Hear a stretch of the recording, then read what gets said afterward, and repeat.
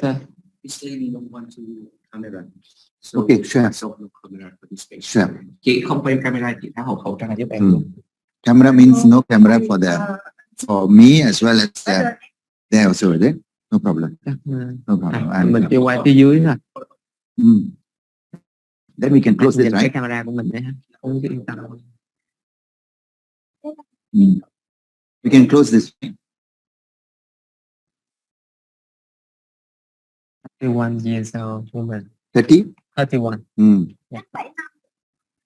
7 years ago, she feel hard to go up there and cannot hard to stand up from squat position. Cách đây 4 năm thì bệnh nhân 4 years ago, she feel hard to stand up from sit in the chair. Feel hard in a weakness in the hand side. For 2 years, patient cannot stand on top toes and cannot ride. bệnh nhân không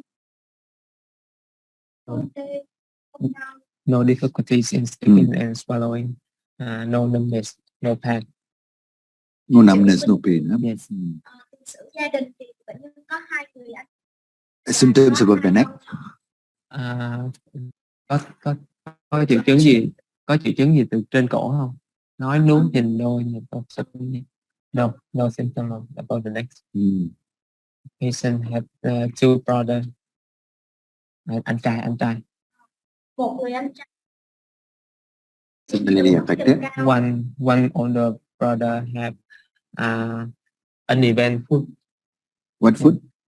Uneven foot. One socks and one high. Oh, yeah. That's all. That's all. No, nothing like hers. No weakness. No weakness. No weakness like her. No weakness For sure. like her. Chắc đúng không? What about parents and both sides of the bố mẹ với hai bên họ hàng gia đình. Mình vẫn giữ liên lạc đúng không? No. Okay, sure. Let's have a look. Okay. I think I'll take the chair.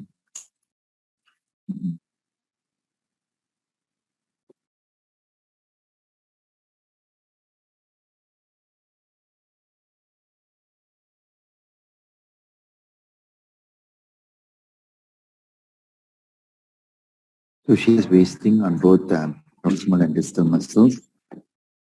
Thì bệnh nhân có cái teo cơ ở cả ngọn chi, có thể ở cả gốc chi. Ngồi thẳng.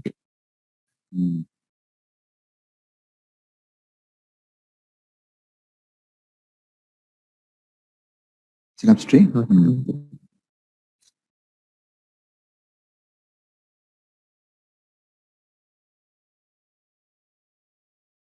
Sit up straight.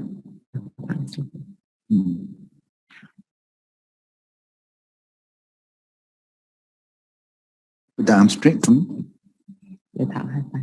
Okay, no winging of the scapula. This side, nothing going on there also. Okay, can you put down? So quite a bit of wasting, right? Yeah. Chủ là teo cơ thôi chứ không có cái scapula riêng.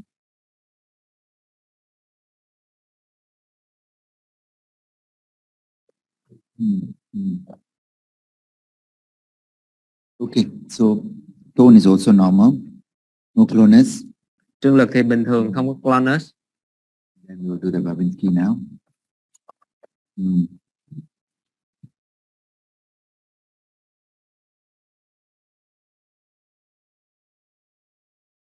Okay, good. Plantars are down, right? Clearly. Đi xuống So lower motor neuron, right?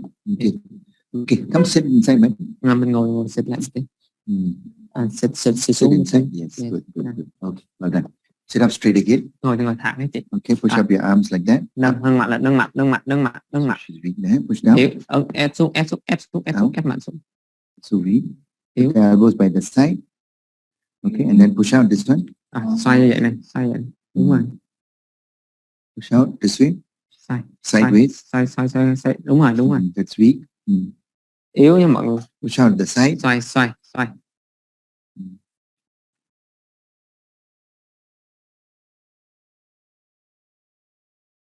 Sit up straight again. Ngồi thẳng, chị ngồi thẳng. Push out this way, side. Ngồi xoay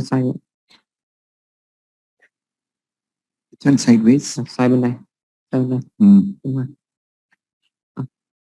Okay, put by the side again. One more time, push out again. Giữ khuỷu đây, chỉ xoay ra, xoay ra, Weak. đúng rồi. This one. Bên kia, bên trái. Đúng Weak. rồi. Đúng rồi. Weak. Yếu.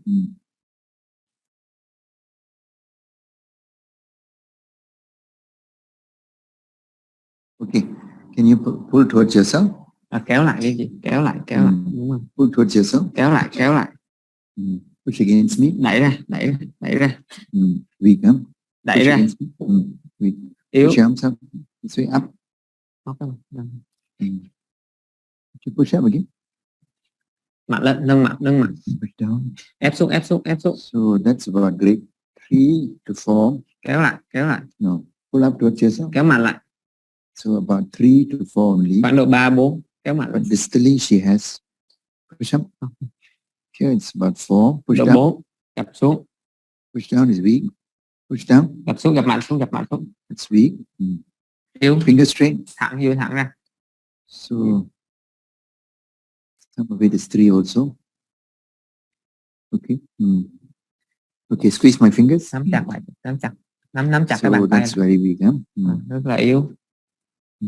Okay, sure. This one. Nắm chặt cái bàn tay. Open. Okay.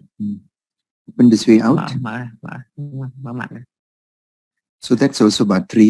Khoảng độ 3. Mở mạnh ra. This is about 3, but the finger flexion is less than 3. Và You can't really go full. Gặp cái ngón tay thì dưới 3. Còn cái độ này khoảng độ 3. So it looks like there's muscles distally also very weak. Okay, this one up. Đưa cái ngón tay về cái Towards mũi. yourself. Again, just about 3 only. Độ 3. Okay, put your neck down, madam. Gập cổ xuống. Down. Gập cổ xuống, mạnh lúc, So mạnh very xuống. weak. Push out. Ngửa cổ. Đúng rồi. The elbows by the Để side. hai tay. Down. Rồi. Okay, lift up the Nâng cái left đùi leg. bên thầy. That's about 3. Độ 3. Nâng đùi. Push down. Đè xuống. Push down. Đè xuống. Open. Mở ra. Okay, close. Khép lại. Yeah. Mở ra. Okay, straighten the knee. Duỗi thẳng chân ra. Duỗi thẳng chân ra. Duỗi thẳng, đúng rồi. That's 4. Độ Very 4. strong, huh? Duỗi thẳng chân ra. Pull down. Kéo lại. Pull down. Pull down. Kéo lại. Okay. The foot up. Nâng cái bàn chân lên. Cố gắng. There's less than 3 here. Dưới 3. Thì cố gắng. Less than 3. Mình được. Here also less than 3. Cố gắng. Yes. Bring the toe up. Nâng một cái ngón cái lên, đưa ngón cái lên trên. So if they can't see, they can come forward, right? Rather than just sit there. Can they see? Okay, never mind. It's okay. Bring your foot up. Mọi người nếu mà mọi người không thấy mà có thể lên nè, tại vì bệnh nhân này không có camera. Push down. Ép xuống, ép mạnh xuống. Đúng rồi. Push down. Ép mạnh xuống.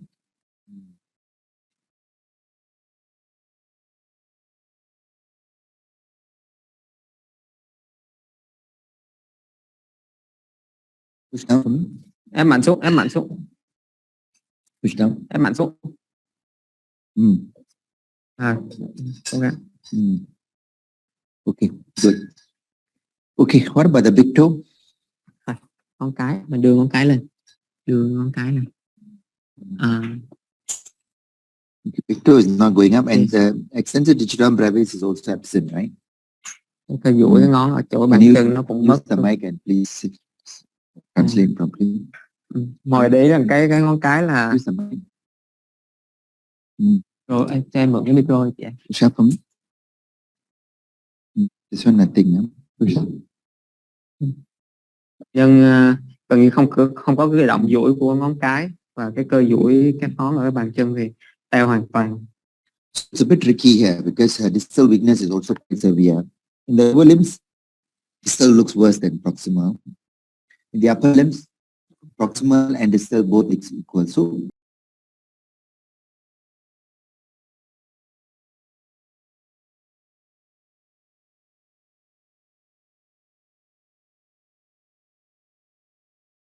Okay, so that's still more. So remember, you Hello. cannot relax. What do? You adjust the position. Okay, now you look for it again. So supinate the muscle. Supinate the muscle. You do whatever is needed to get the person to relax. No point saying relax, relax. You have to adjust. You have to adjust the muscle. Mình đừng có cử động.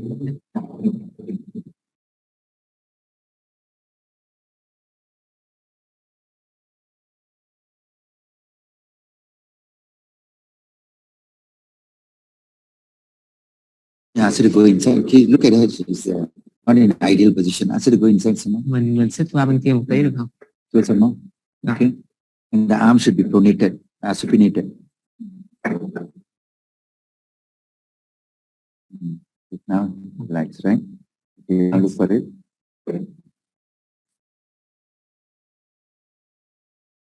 This illustrates that you need to adjust the position of the muscle rather than just say relax, relax, relax. Lúc đó rồi cái thì mình thay đổi cái cơ một tí chứ mình đừng có bệnh nhân là cứ thả lỏng.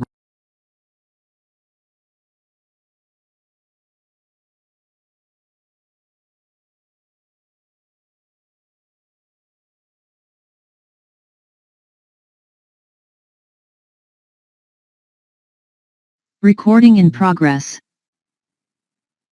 Now we are doing, let me ask the doctor, is there anything else going on in her? Like, for example, does she have any other medical problem, diabetes, cardiomyopathy, renal impairment, visual disturbance, hearing loss? Anything to suggest multi-system problems? Bệnh nhân có cái bệnh nhân có cái dấu nào mà gợi cái bệnh lý toàn thể hệ thống như là tim này, thận này, rồi bệnh mắt này. Is hearing loss? Nothing. Nothing. Oh, normal. Okay, good, good. Okay, let's check the units now. So far, nothing, right? We waited very long for fasciculations as well. Bây giờ nhá. So let's go to 200. Mình co nhẹ cái tay lên, co nhẹ lên.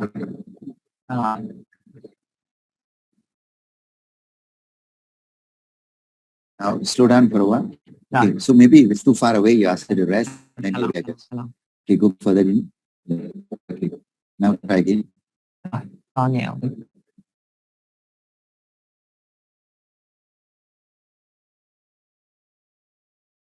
He's doing enough, just you.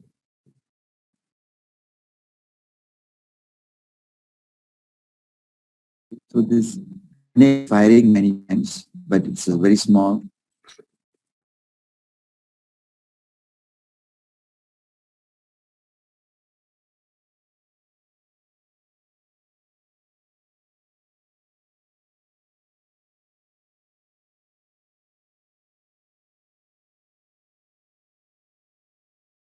So the duration is quite big, but it's also because it's very polyphasic, right? Yeah. But it's very thin looking units. Okay. So let's go to, let her relax now, readjust the needle, pull on this way and then go in this direction out. When you go through this kind of movement, you must do fast. Yes. No point doing slow, you're just torturing her. Co nhẹ cái tay lên tí. Okay, good. Can we find that?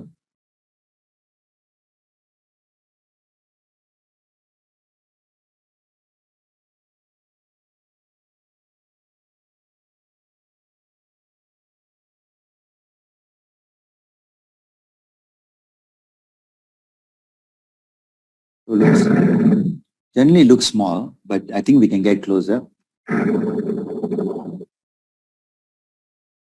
Now we have lost opposite direction. Okay, so now we are going in the right direction.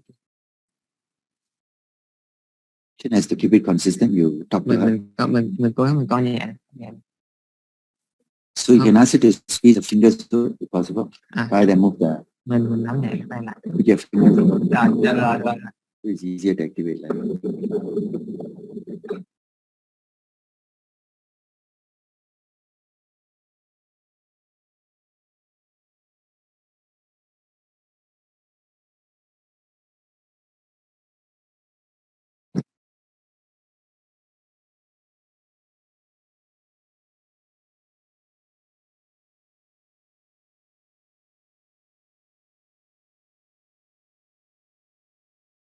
So in this field, you see a number of units are firing.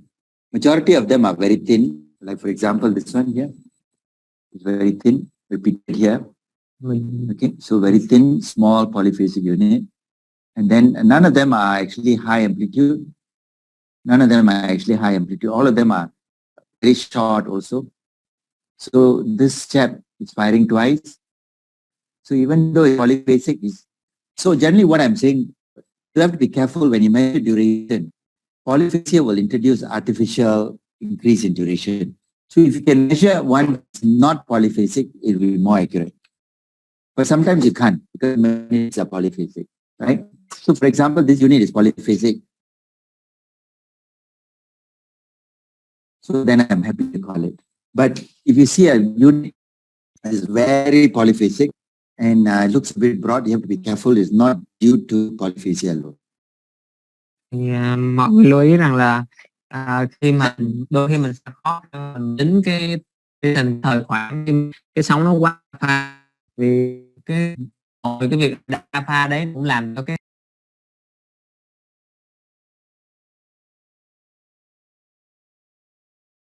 Recording in khi progress. mình thấy nó đa pha mà nó rộng ấy thì mình cẩn thận. Strictly speaking, you're supposed to measure duration of units like this one. This one, see, he's repeated himself here. Here and here he comes.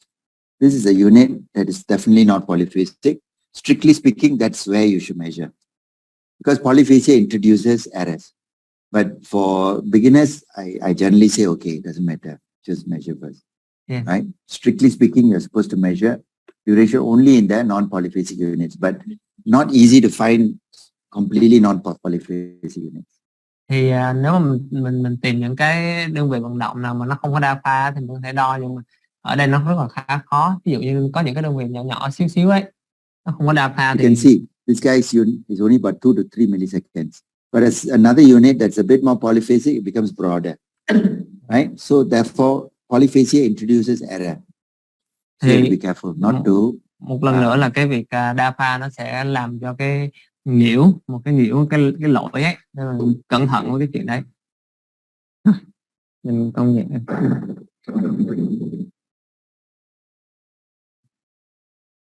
Vậy thôi.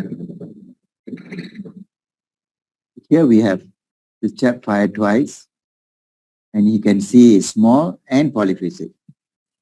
Okay, 3 times, right? Yeah. So this chap is firing many times, but he's not too close. But this chap is small and polyphasic. So they look myopathic. Thì những cái đơn vị vận động mà nó xuất hiện thì nó đa pha và nó nhỏ. So again, very thin, small units. See, like this one, polyphasic. But if you look at this one, which is not polyphasic, it's very, very small. Thì những cái đơn vị mà nó không đa pha thì rất là nhỏ. So you look in this screen, this chap fires about 3 times. This one fires twice, and then there's another one. So actually, this chap fired 3 times, right? So 15 divided by 1, 2, 3, 5. So again, and then you have to see how much you move. She's only moving her fingers actually, not even her biceps. Yes. Thì mình tính cái tỷ số các tập đây là cái nhanh nhất là 15, tần số là 15, có số loại là 3, 15 chia cho 3 là 5, tỷ số các tập là 5, một là bệnh cơ, hai là bình thường.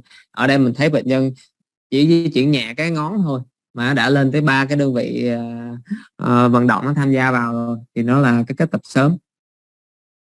So small polyphasic units with early recruitment. Thì cái đơn vị vận động nhỏ, đa pha và kết tập sớm là bệnh cơ.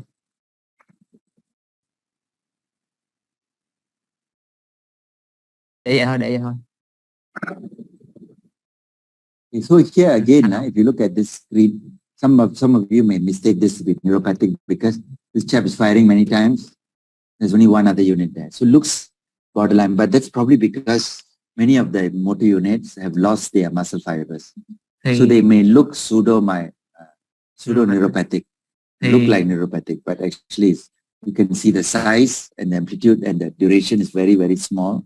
So this is because the muscle is quite weak. Thì ở cái màn hình này mọi người, nếu mọi người tính cái tần suất kết tập ấy, ví dụ cái thằng nhanh nhất là phóng 4 lần mà chỉ có thêm một thằng đi vào thôi, cái tần suất kết tập là 20 chia cho 2 là 10, tức là tăng, tức là nếu mà mình không để ý, mình không quen á, thì đôi khi mình nói là giảm kết tập, nhưng mà thật ra là do cái số lượng các đơn vị vận động nó giảm, do cái bệnh nó ở cái giai đoạn sau ấy. Nhưng mà nếu mà mình nhìn từng cái đơn vị vận động ấy, thì nó vẫn nhỏ và nó mỏng.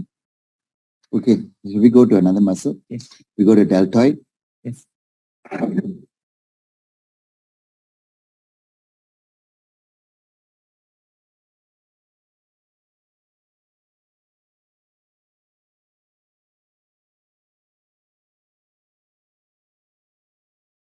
So deltoid, you bend the elbow.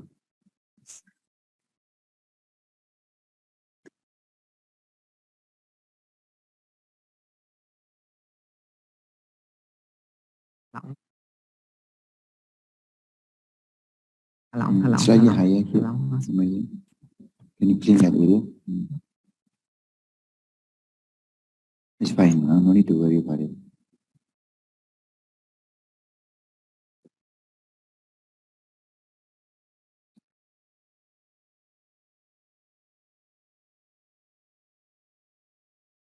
Yeah. Remember I showed you here. Activate the muscle. Rồi, mình đẩy nhẹ cái kiểu này. Rồi, thả lỏng, thả lỏng. Okay, good. So first step is activate muscle, make sure right muscle. Second step is look for spontaneous activity.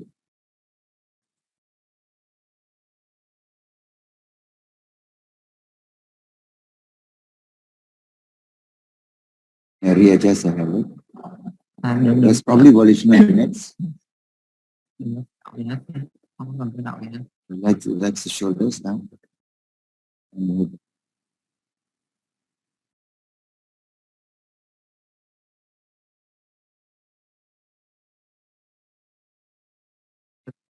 Động cái tay để bác sĩ cử động, thả lỏng ra.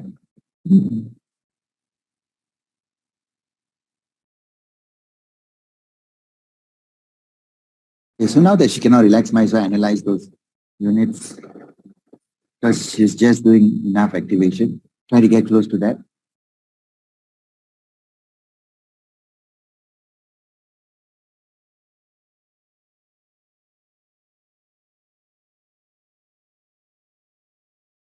So getting closer. Your finger, where is your finger?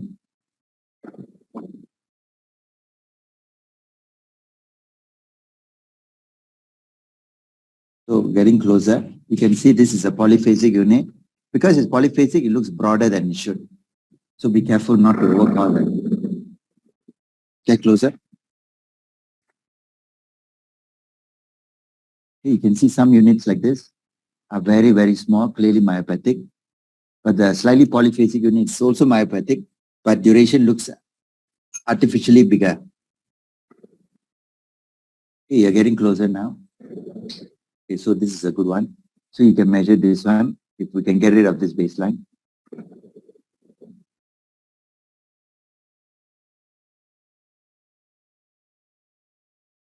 So this guy fired 3 times. Small polyphasic. Nhỏ và đa pha.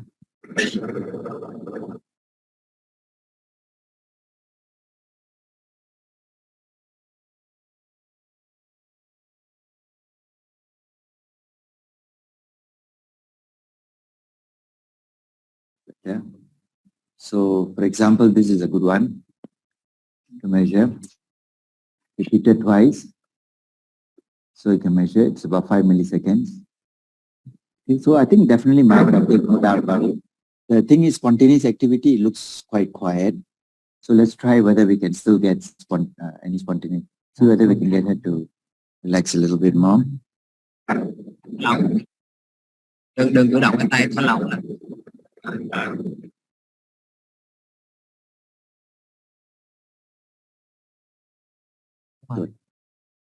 Đừng cử động.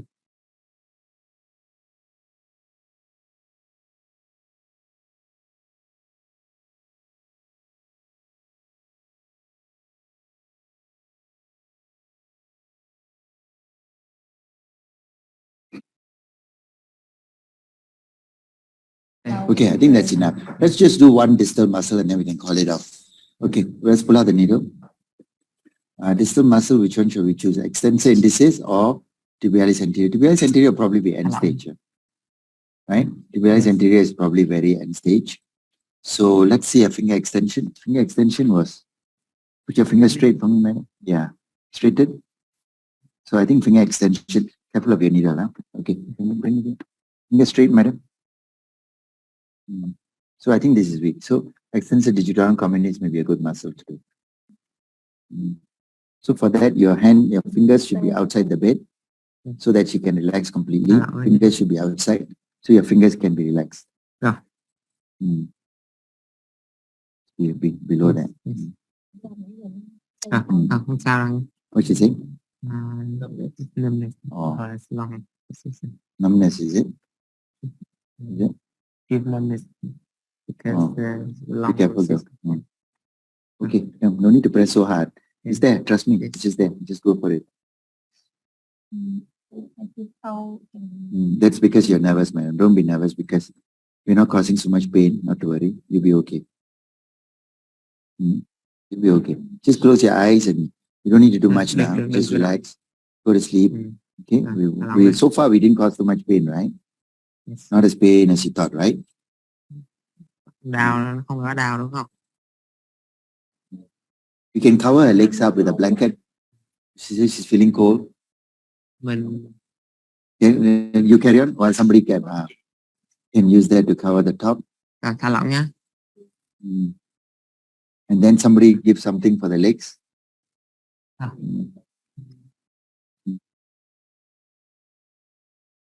Đưa cái ngón lên, đưa cái ngón. I told you something. You go somewhere else. Okay, get the blanket. Somebody's getting the blanket for the legs. Okay. I was pointing here. Yes.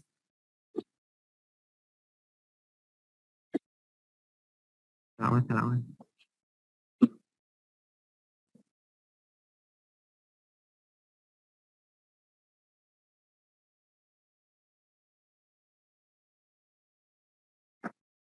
Left finger should be down. Mấy ngón tay Now được. lift up and make sure it's the right muscle. Đưa mấy ngón tay lên. Rồi, thả lỏng. Okay, so right muscle, right? Okay, good. Relax now. Okay, let it go, man. Đừng cử động, thả lỏng cho nó trôi xuống đi,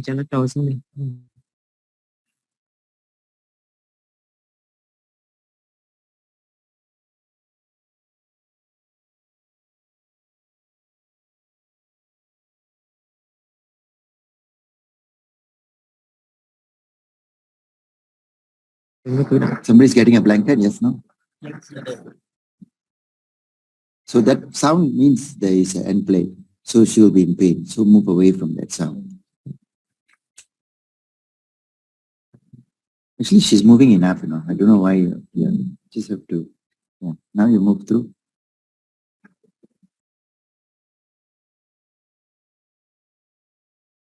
You okay now? Okay, thanks.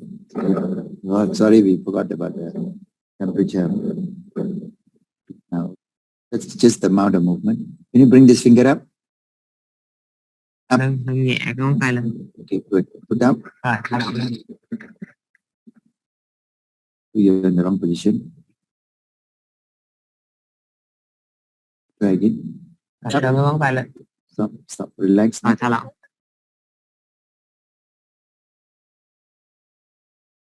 Up. Ngón tay. Rồi, thả lỏng. Continue that movement. Continue that movement, madam. Cứ nâng nhẹ ngón tay lên.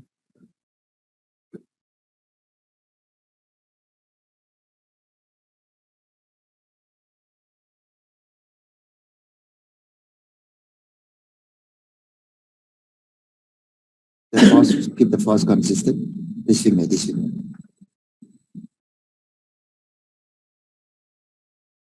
Yeah, this one. Ngón tay nó xị. Okay, but I think it's clearly myopathic, right?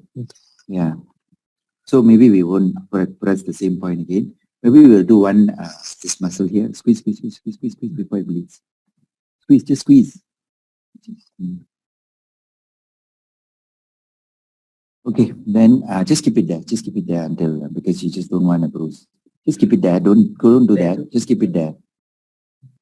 Okay, now, just leave it there now after a while, and then you can do that. Yes. Yeah, just leave it there.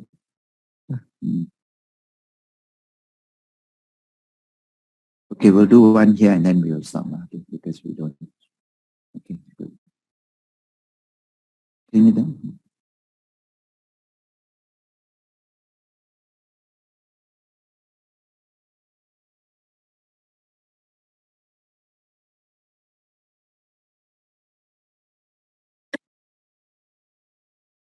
Thả lỏng ra nha.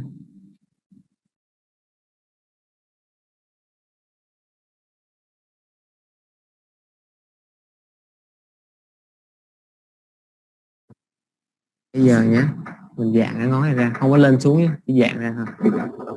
Rồi, được rồi, thả lỏng, thả lỏng. Good. Okay.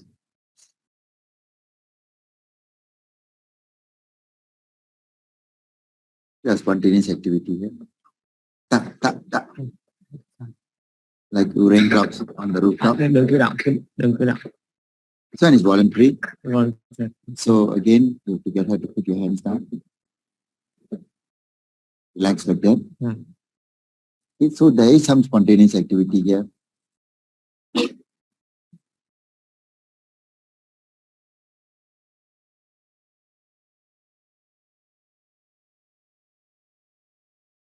Let's see whether we can see the units. Okay, gently lift up the fingers sideways. mình đẩy nhẹ cái ngón tay ra. Không, đừng có nhấc lên, chỉ banh ra thôi nhé. Đẩy lại ngón tay bác sĩ này, đẩy cái ngón tay. Nhẹ thôi. Again, you can wrongly assume this is myopathic because this guy looks firing. So I want you to just pay attention to this. It looks myopathic, right? Because it's very polyphasic. And we look at the other units.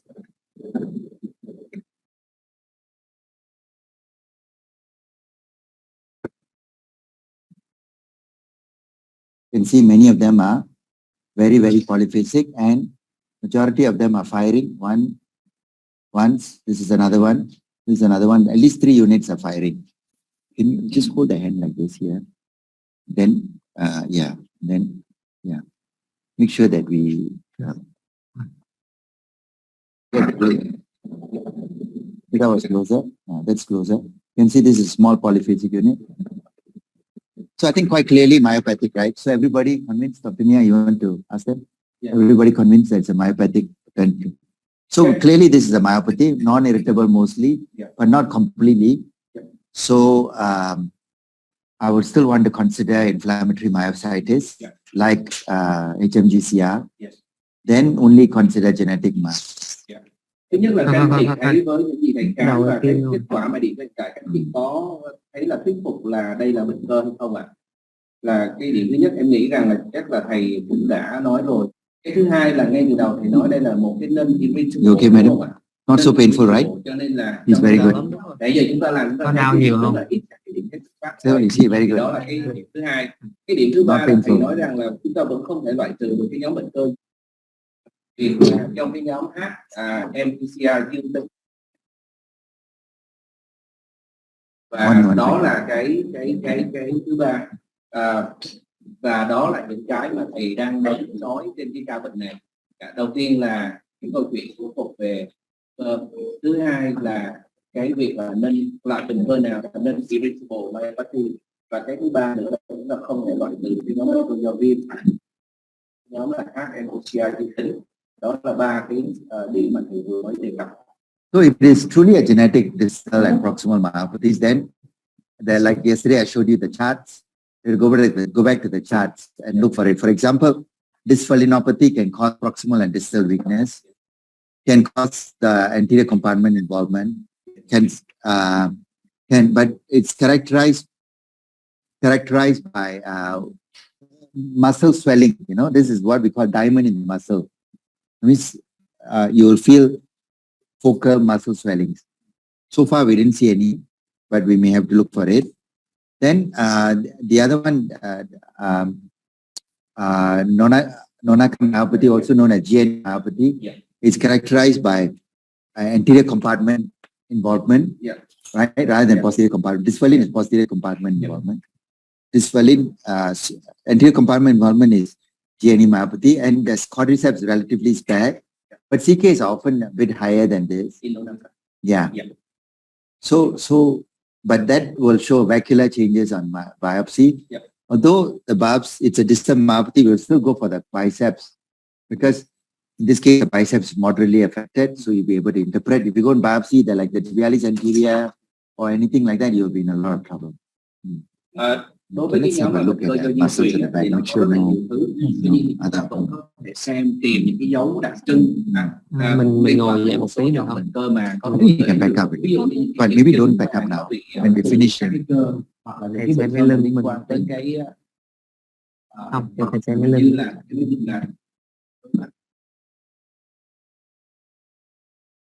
You put arms like that.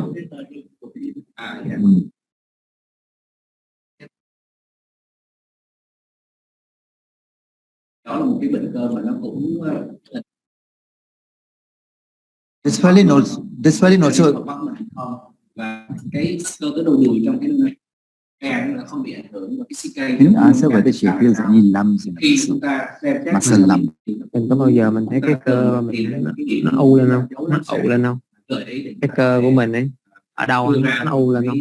No, yeah, in muscle lumps. But dysphalines, they have these muscle lumps, you know. Thì u cơ mình sợ. Okay, and then the CKs are super high in dysphalines. Có lúc nó u ở đây hả? Là nó chụp lúc hay là nó sao? More time like that. Còn một cái ý nữa là thầy có nói về xem cái cơ trong bệnh nhân nhầy thì nên xem cái ở cái vì những cái cơ khác thì coi chừng thì như cái lời thầy nói khi mà chúng ta lựa chọn nói tiếp trong lúc mà lấy lệ sao hoặc là đừng có lựa chọn cái cơ nào mà nó estate rồi advance rồi thì cái gì mà giai đoạn mới sớm tương tự như vậy trong lúc mình lại bên này thì có nói là coi chừng là cái phân tích ra hết sức là cẩn trọng đúng bởi vì có những mà chúng ta phân tích thì chúng ta còn để người vì khi mà các cái mức xúc bệnh chết hết ở một vài các cái vùng cho nên chúng ta phải chú ý việc đó. Một cái việc nữa thì lúc nãy bác sĩ Ngọc nói rồi là khi phân tích chúng ta xác định là cái gì là cái đơn vị vận động to hay là nhỏ, nhưng sử dụng cái thời khoản hơn là cái em trước đúng không ạ? Nhưng mà khi mà phân tích thời khoản thì các trong trọng phải hết sức lưu ý là những cái thời khoản mà của các cái đa pha ấy là nó thường là không chính xác đó, nhưng mà hết sức là cẩn trọng khi mà phân tích thời khoản nó không thể dựa vào cái đó mà chúng ta kết luận là nó ở những cái đa pha nó broken là nó rộng lắm mà chúng ta kết luận nó là cái neuron.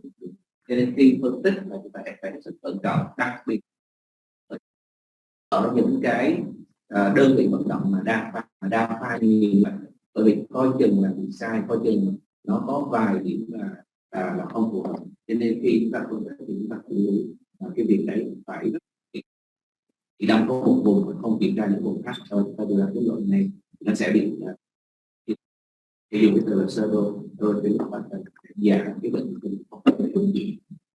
Okay, so what is the antibody test like?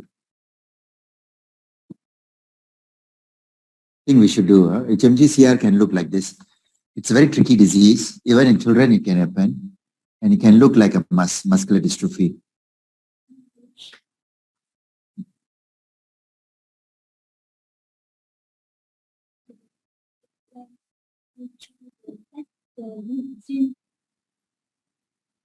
I won't do the gene test first. I'll do the muscle HMG-CR first.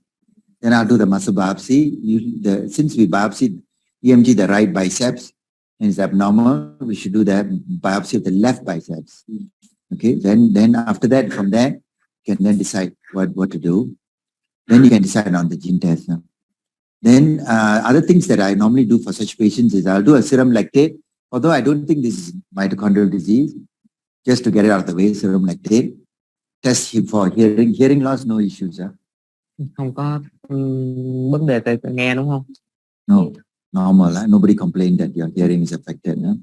Sometimes I send to the eye doctors to look for retinitis pigmentosa, again suggestive of mitochondrial disease. I also send to then I do a ECG, chest X-ray and echo for cardiomyopathy, because cardiomyopathy will, like for example, later on I'll show you the charts, the tables. There's a desminopathy or myofibrillar myopathy, which causes proximal and distal weakness, but the CKs are usually very high. And those patients also have proximal distal weakness, but they also have cardiomyopathy. So that's how we try to delineate, looking for the unusual feature. But you're right, eventually the gene test will give us the final answer, but we still want to make sure that it's not an inflammatory, because no family history. Unless you're very sure the family history is present, you still have to rule out inflammatory disease. So I would still biopsy her, make sure that we are not missing a treatable disease. Okay, and then you keep us posted, huh?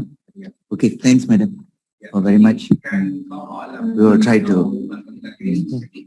Thì mình xong rồi thì những cái gì cần làm thêm, những cái lời khuyên, những cái chẩn đoán phía sau này thì sẽ tổng hợp lại gửi cho chị Khanh, được chưa? Thì chị Khanh sẽ liên hệ với mình, sẽ tư vấn lại cho mình về tiên lượng chẩn đoán này, tiên lượng là gì, cần làm gì thêm nhé, điều trị thế này nhé, được không nhé? Thì các bác sĩ đây sẽ tổng hợp lại kết quả đã báo với thầy, rồi thầy sẽ bàn lại tiếp nhé. Tại vì trong đây hơi lạ đấy, mình muốn ra ngoài ngồi cho nó đỡ lại. Đặc biệt là cái câu chuyện mà thầy Bây giờ phần khám là xong rồi, còn có phần bàn luận nhé. Còn phần bàn luận đang chị Thanh chưa báo hết thì các bạn mình nhé. Chắc 100% chúng ta không có tiền sử gia đình. Nếu chúng ta chắc tính chất là chúng ta không, trừ khi là các bác sĩ chắc cái 100% là không có cái tiền trong gia đình thì các bác sĩ mới loại trừ. Có cần dán lên miếng mình không? Do vậy khi chúng ta tiếp cận, chúng ta vẫn phải tập trung dán này không để nó bệnh trị được cái nào.